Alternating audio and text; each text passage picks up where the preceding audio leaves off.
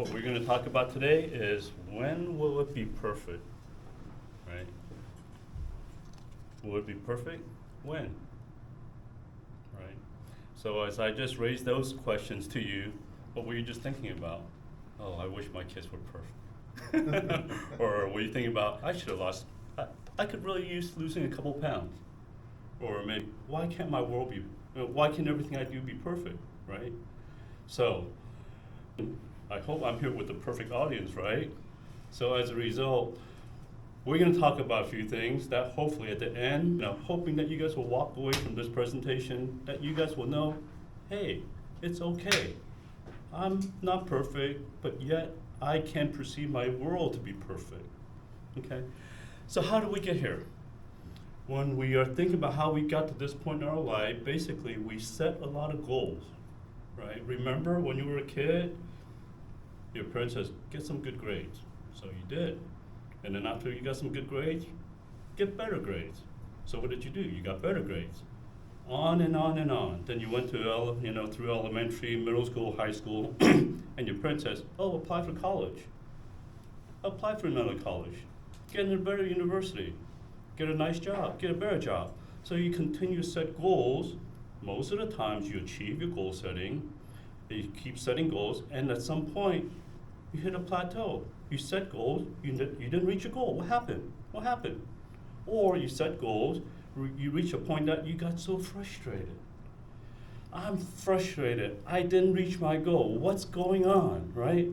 So we go through life with certain events, and then we says, wow, I'm not happy. What happened? Well, perhaps we set the wrong goals. Maybe we should set the goal to be, I want to be happy. Why? Because happy people can produce 37% more. When you can produce 37% more, isn't that an extra elevation to your goal setting, that you don't have to set so much goals, but businesses come to you automatically a little bit more than so? Well, I wish that there was an equation, the mathematical equation that would get your goal setting to the right result that you want, but there isn't one in the United States. People would say there is, but there isn't. Why? Because if you look at like a culture in Japan where it's 96% homogeneous, you say one thing to somebody, 96% of the people may follow that trend. But in the United States, whereas it's probably close to about 52 to 54% homogeneous, well, you say something, half the people don't care what you say. And then guess what? And then the other third will probably want to do more, the other third might probably don't want to do anything, and the other third might want to do less. So how do you really equate goal setting in a United States culture versus an international culture? You really can't. So the message is there really isn't a one-size-fits-all in goal setting. And when we talk about setting goals, well, let's just talk about setting a happier outcome because when you can achieve, when you can be more productive, when you're happy, you can be more productive. Well, how do you do that? How do you set a happier outcome? Happiness to me comes from setting a bold and audacious goal that you never thought you can accomplish, and that everyone will say, you can't do it. But guess what? If you accomplish that goal, you are so elated, you're so happy. Guess what? That just gives you so much more energy in doing everything else and being more productive in your work. And the challenge of that is, just like the United States culture, when you propose that idea, set a big and audacious goal. Every year or every quarter, half the people will not do it. A third will try it, a third won't try it, and a third, will probably just run the other direction. So to bring this all together, okay, we gotta teach our brain to be happy. How do we teach our brain to be happy? Well, there are a few things we can try, but let me just go down the path, okay? Going down the path of when people are successful in one industry, okay, and when people are not successful in one industry, okay. Let's take real estate for example. Let's take realtors for example. you can probably see that there are a lot of realtors who are very successful, and you can see a whole lot of realtors who aren't successful. Well, how do realtors who are successful achieve so much, and how do realtors who are not successful not able to achieve? Well, the successful realtors, they gotta figure it out. And what happened? The successful who aren't successful, guess what? They haven't figured it out. So what's the difference? Figuring it out. What do you mean? The successful people have figured it out because they have done so much more in their life, in their career. Their brain are working faster, they can process information, they can understand the whole logistics, a cycle, and they can do more. So what does that mean? Well, if for someone who have not figured out, who have not found success in the endeavors that they're choosing, unplug yourself, take yourself out of the industry for 90 days is my recommendation. Again, 50% people won't do it, okay?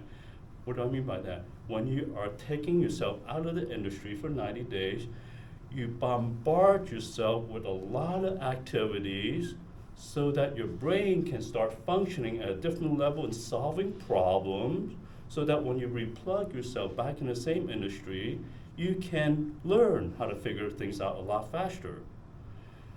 What do I mean by that? Well, when you take it one step further, when you take yourself out of the industry, I see this over and over again from a lot of young realtors, when they are entering the industry, they have no skills, they have no social style, they have nothing. They have no clients, they have no, no perspective, leads. So when they take themselves out of the cycle of real estate for 90 days, what if you ask them to do, take upon 4 part-time jobs instead of just working 1 job? If they take upon 4 part-time jobs, aren't they creating more relationship in a 90 days period of time? If they're creating more relationship in a 90 days period of time, and they're working 80 to 90 hours a week, aren't their mind processing data a lot faster? So that when you come back into the industry, aren't you having more relationship that you can continue to cultivate in the future and apply yourself? That's just one example. And the challenge of us is we are sometimes trying to figure out in 3 ways. 1, like I talked about, set a bold and audacious goal. Number 2, we are beating our head against the wall and saying, yes, I'm gonna continue to do this and I'm gonna expect a different results. And 3 is, well, I'm just gonna quit. I'm just gonna surrender. So let me talk about quitting. Let me talk about surrender for a second, which is vital because all of us need to quit.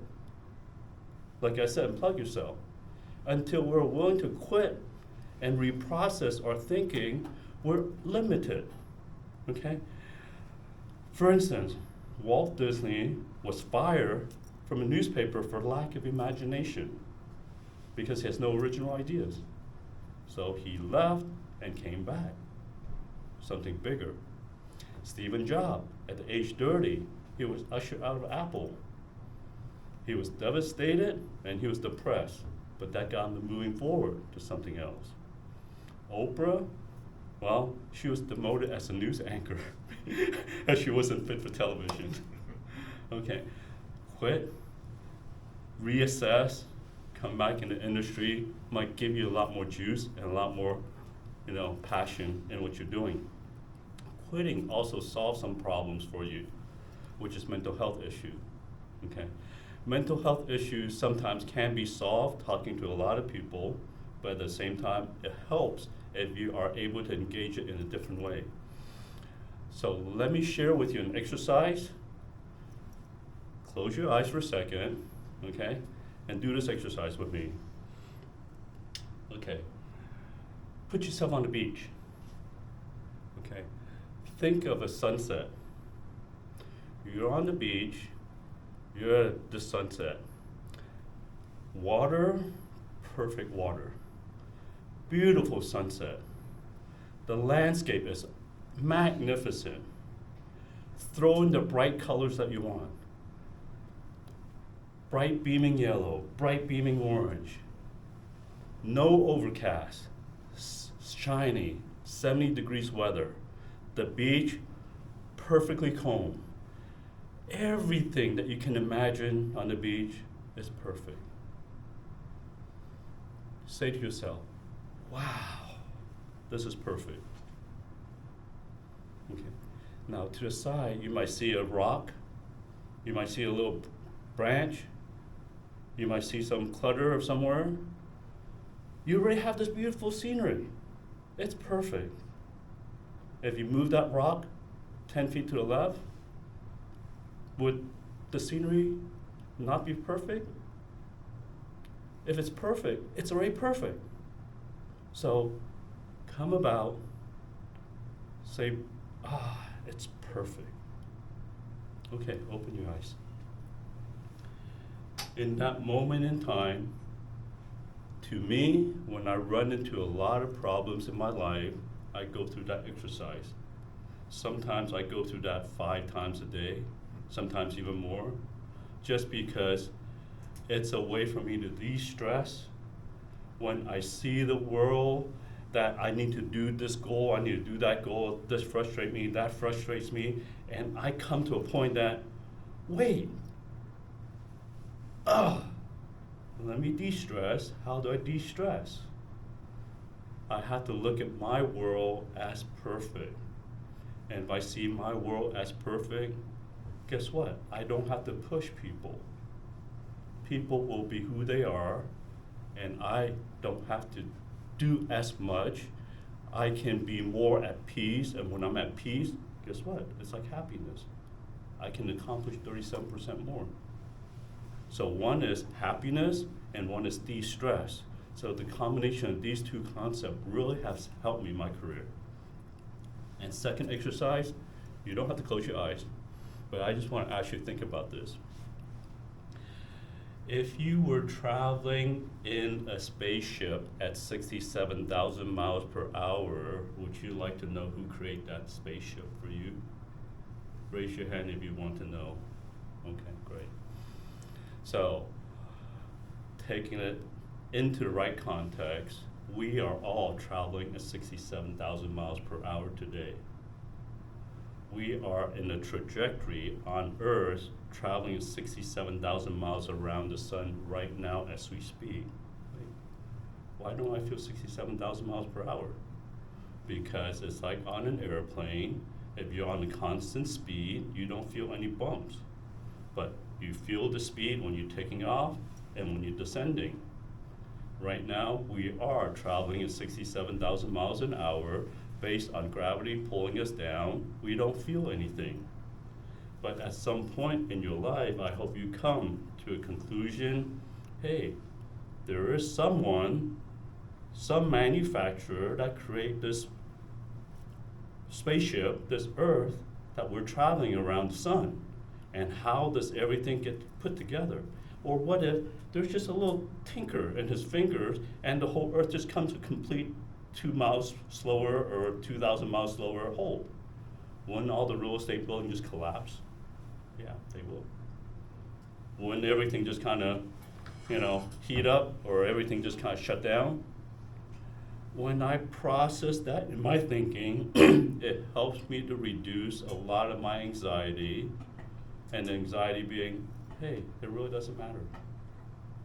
It doesn't matter, okay? Why am I pushing myself so hard on one side, okay? And at the same time, I'm trying to figure out, hey, why am I here? What's my purpose here on Earth? There's got to be a meaning for why I'm here, okay? I process that in a way that maybe it makes sense or it doesn't make sense to people, because when you are in a state of, is there a purpose for me being on this earth? And what am I created here on this earth for? I want to give to my fellow men and women, okay? I want to provide some type of knowledge. I want to share my knowledge, and I want to share my inspiration with everybody as fast as I can to help them through life, okay? Now, to make sense of this all, let me share with you a few details about goal setting, about happiness, about figuring things out, and you can see where I'm coming from. In 2021, I just finished off 2 of my best year in my mortgage business. I'm a mortgage lender for 27 years. And it was so amazing to a point that at the end of 2021, I told my manager, I don't want to set a goal. I was not being rebellious, but I was at a point in my career that I was very frustrated. I was very tired. I just said, 2022, I'm not going to set a goal. Manager says, you have to set a goal. Everybody sets a goal. Everybody in company has to set a goal. You have to set a goal. I said, I'm not going to set a goal. 2022 came. The mortgage business was the worst in the industry, in my opinion. I didn't set a goal. 14 people in my branch, 13 of them set a goal. They all got laid off. I didn't set a goal. I stayed. Hey, maybe that would work pretty good, If you don't set a goal, there's some benefits to it. And wow, you don't set a goal, guess what? I accomplished all my goals. Everybody who set a goal, they didn't accomplish all the goals. So to me, I was very happy. Next, it was a little more amazing because I found out that, the mortgage business was going a certain direction. How do I set a bold and audacious goal that can outcompete my friends, colleagues, lenders? So I journey into writing a book. I author a book and publish it in 3.5 months.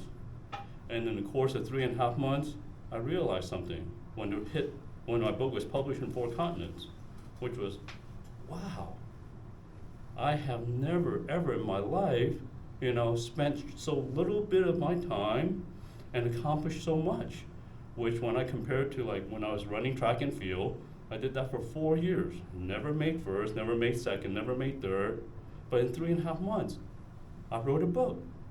Because of that, I consider myself the happiest lender in the United States because I've done, because most lenders, when the mortgage rate went high, they got depressed. When the mortgage rate went high, I'm the happiest lender because I published my book. So that was a bold and audacious goal for me. Next was, because I was happy, I was able to produce 37% more in production. So I was happy about that. So going forward, there's so much challenges in our industry to the point that, where will your business come from? When you have zero production months after month after month, how do you deal with that? I cope with the exercise of being, looking at things as perfect. I was perfectly designed, as you are perfectly designed, and that there's a purpose. Amongst everything that's good and bad, everything will work out. So I continue with my journey, seeing everything as half full versus a half empty. I continue to look at, we are traveling this 67,000 miles per hour, spaceship, Earth. Hey, everything will work out when it works out. Okay, to make sense of all, we can always go through life with different perception, be perfect, when would it be? Okay, or we can always just go through life and just say, it's perfect. And just know that there is a journey that we're on, and if we feel less stress, we can deal with life better. As I wrap up, for my TED Talk 1, you need to go through life trusting God. If we were just an animal living in a jungle, think about when a lion was inspired by a rainbow or an idea, what does a lion do? Does a lion stop, think about it, and decide to do some charitable work in the jungle and stop killing? No, the lion will continue to be a lion. A lion will always hunt and will always kill. It will always be a lion. We are not animals, we are humans. We are human beings. We are all created in the image of God. We all have gifts, we have skills.